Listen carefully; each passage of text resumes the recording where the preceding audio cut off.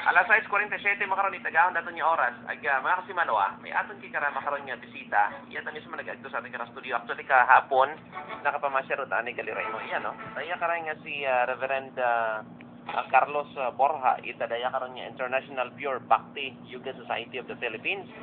Aga kung sa sindon haya. Iya mo makaron no. Aga pakita lang mo sir ita headset siguro kay kasimanong ninya. Kay kasimanong ninya para may oh. Ay, okay. Naitawi mo kung gamay attention sa imong ano lang. Hindi ka na lang, naka-record na po yan.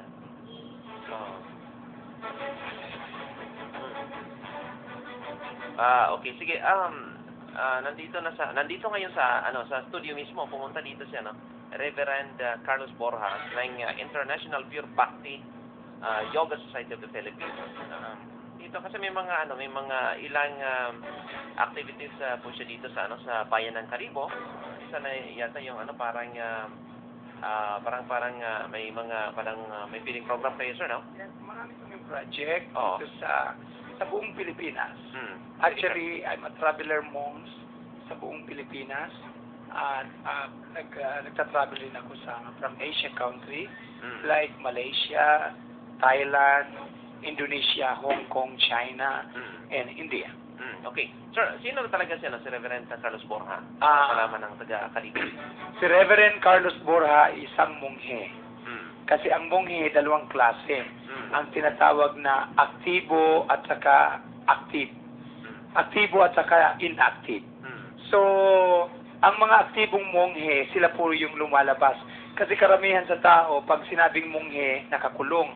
Katulad ng mga taga-trapis, sila ay nakakulong sila doon, hindi sila lumalabas.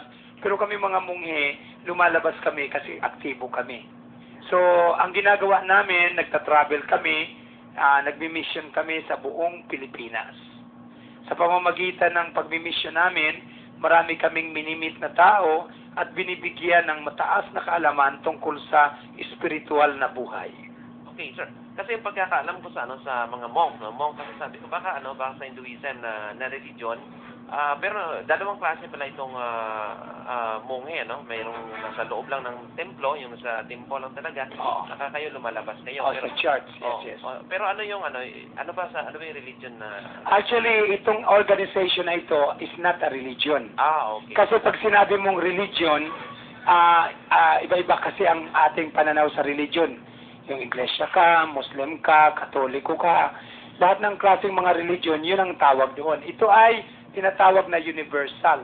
Sa terminology, ang tawag dito ay Sanatan Dharma. Sanatan Dharma means eternal duty of every one of us to serve God. Kaya nga, ang aming organization ay universal. Naniniwala kami na isa lang ang Diyos, ang araw ninyo at saka ang buwan ko pareho lang. Iisa lang ang Diyos. Iba-iba lang ang pananaw or paniniwala. Katulad ng Iglesia, bawal daw ang dugo. Diba? Pero kumakain pa rin sila ng karne, isda, itlog, baboy, manok. Katulad naman ng Muslim, bawal daw ang baboy. Pero kumakain pa rin sila ng manok, baka, isda, at saka mga seafood. Katulad ng Sabadista, bawal daw ang karne, pero sa yung mga reform nila, hindi na talaga kumakain.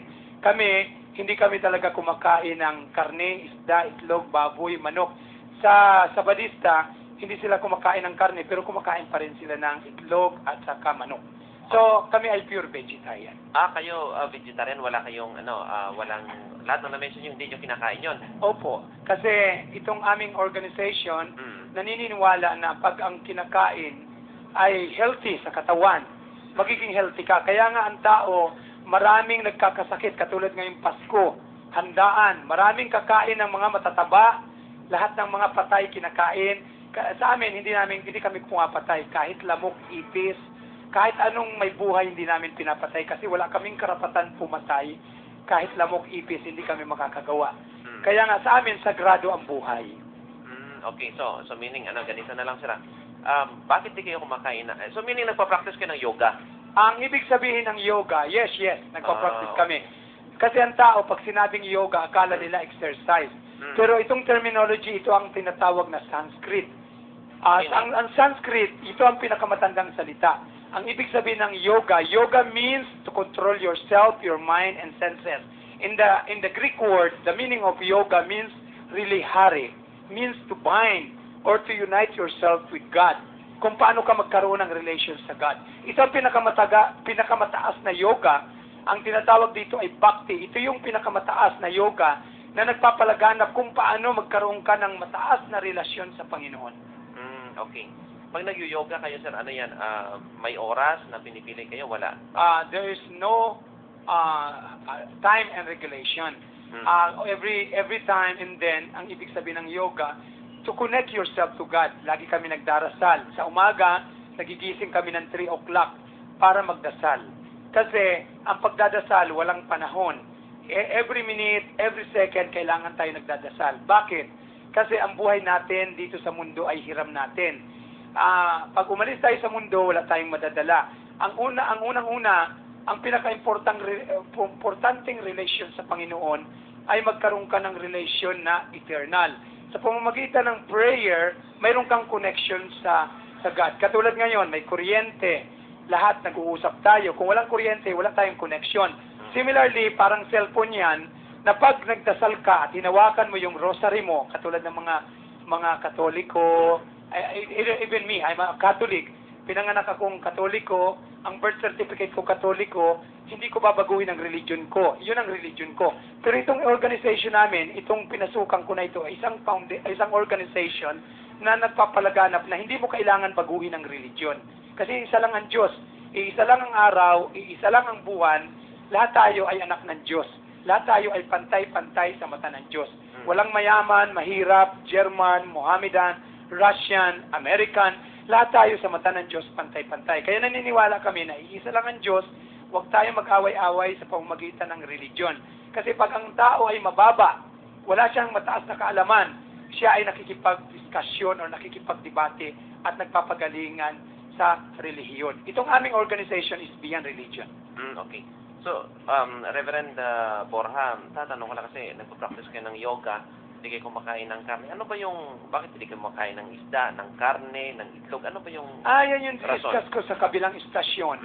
Na kami mga munghe, bakit kami hindi kumakain? Physically point of view, it's good for the health. Unang-una, sir, saan nilalagay ang patay?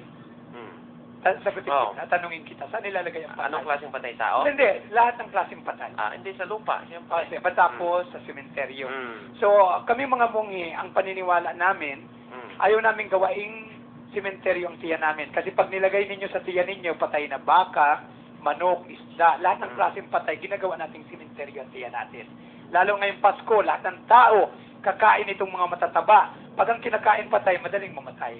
Kaya nga, ang kinakain namin, yung tinatawag ng mga vegetarian. Kasi, unang-una, ang gulay may buhay rin yan. Pero ang buto, ang buto ng manok, hindi mo pwedeng itanim. Pero ang buto ng beans, kalabasa, kamatis, lahat ng may buto, pwede mong itanim. At rumarami pa yan. At ang mga vegetarian, maganda ito sa katawan.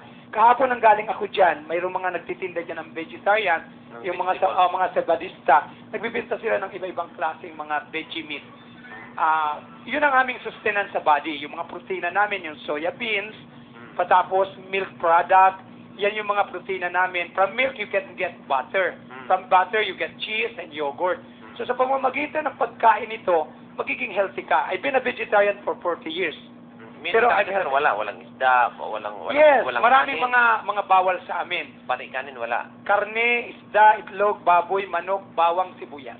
Bawal lahat? Ayan po ang aming hindi kinakain. May mga particular. Kaya nga, pag nagbunghi ka, hindi basta-basta. Sagrado ang buhay sa amin. Kaya hindi kami kumikitil ng buhay. Okay. So ngayon, anong purpose ninyo dito sa Kalibo? Ba't dito kayo? May mga project kayo? Every year, nandito ako sa Kalibo. Actually, marami na nakakakilala sa akin. Maaring nakita nyo na ako. Araw-araw akong lumalabas. Naglilibot at nagbibigay ng mga flyers ko. Ang pinaka-importante sa akin, maibigay ko itong mga flyers ko. Kasi every year nagsusulat ako. Ang aking magazine ay nasa National Bookstore. Yung aking Life Inside. So, itong mga magazine ko na ito, itong aking mga sinusulat, ito yung ipinapamahagi ko sa buong Pilipinas.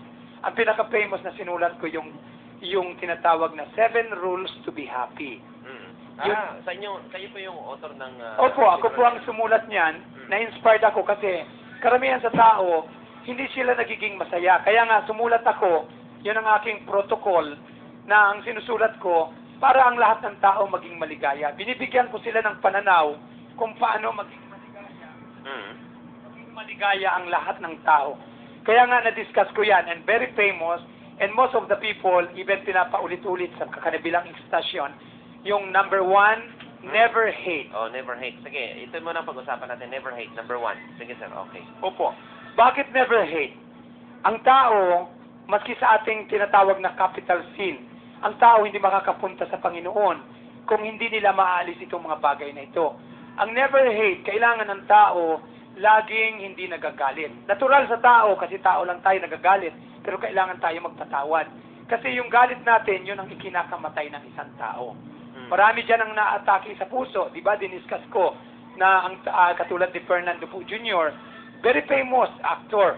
Isang araw, nagsumali sa eleksyon, natulog, kumain ng karne, pagkatapos na konsumi kasi natalo daw sa eleksyon, hanggang sa hindi na siya nagising kasi naputulan ng ugat sa ulo, naatake sa puso kasi kain ng patay. Pag ang kinakain ng patay, madaling mamatay. Kaya bakit ko sinasabing patay? Kasi lahat ng may mga may buhay, pag kinain mo, hindi maganda sa katawan yan. Lalo na itong baka. Ang baka, wala ka namang makukuhang sustansya. Mas marami ka pang makukuhang sustansya na protina sa soya beans. Mga ilang beses na protina. Unang-una, pag kumain ka ng baka, sa aming mga munghi, sagrado ang baka. Hindi Diyos ang baka, pero sagrado sa amin ang baka. Kasi ang baka, kakain lang ng damo, yung babae, pag kumain ng damo, magpuproduce ng milk, butter, cheese, yogurt. Tayo nga kumain ng damo, hindi tayo pwede makagawa ng gatas. Kaya ang baka, pangalawang magulang namin. It's a second mother. Pag pinatay niyo ang baka, parang niyo na rin pinatay ang ating magulang. Kasi nagpo-produce siya ng milk, butter, cheese, yogurt. Dun sa paniniwala ninyo. Hindi po. Yun talaga ang tunay. Pag ina-analyze mo, common sense lang. Ikaw nga, kumain ka nga ng damo, makagawa ka ba ng gatas unless nabuntis ang babae. So kaya nga ang baka sagrado kasi yung mga lalaking baka ginagawa ang pang-araro. Sa amin, hindi namin pinapatay ito. It's just like our mother, a second mother. Number 2, itong don't worry. Ang don't worry, lahat ng tao nag-worry kasi maraming utang. Kaya nga nagkakaroon ng worry ang tao kasi maraming utang, lalo na yung mga ibang tao. Maraming utang. Kung walang utang sa Bombay, kahit kanino nangungutang. Pag wala ng pambayad, hindi makatulog sa gabi. Okay, sige. Number 3, itong live simply. Kailangan mabuhay tayo ng simple. Kaya nga ang tao nagiging unhappy kasi hindi sila simpleng mabuhay. Kung mayroon na, kailangan magkaroon pa. Ang mayaman, kailangan maging mayaman. Kaya ang mahirap, kailangan maging mahirap. Kaya pag hindi natupad yung kanilang mga ginugusto, nagiging unhappy sila. Okay. So, number 4, expect little. Yes. Masatisfied ang tao sa lahat ng bagay. Kung anong binigay ng Panginoon, kailangan masatisfied tayo. Yun ang tinatawag na expect little. Itong give a lot. Paano? Ay, Naisip ko nga eh. Yes. Katulad na may nagtanong sa akin, naniniwala ba kayo sa Pasko? Araw-araw ay Pasko. Sabi nila, kayo tulad ako, lumalakad ako dyan, nangihingi ako ng tulong para sa misyon. Yung mga taong walang pera, kailangan ibigay ninyo ang buhay ninyo sa Diyos. Yun ang tinatawag na gipalat. Kasi pag nagbigay ka, mas maraming blessing ang darating sa iyo. Yun ang hindi alam ng tao na, pakala nila pag nagbigay sila, naiisahan sila. Hindi pala alam nila na pag nagbigay kayo, lahat ng mga blessing dumarating sa buhay nyo. Isang araw, may nagbigay sa akin ng 5 pesos. Sabi niya, Reverend, patamain mo ako ng loto. Sabi ko, huwag ka magloto. Kasi masama yan, sugal yan. Sige na, Reverend, pag tumama ako, hanapin kita kahit saan ka. Ay, pagbalik ko doon sa Manila, pumunta ako doon sa kasi siya, kaming mga monk, nagkakalbo, siya naggugupit sa akin. Wala na doon. Sabi, wala na po dito yung may-ari. Dito pinagbili na. Nanalo ng 15 million sa loto. Ngayon, mga 7 years na, hinihintay ko, hindi pa rin ako hinanap.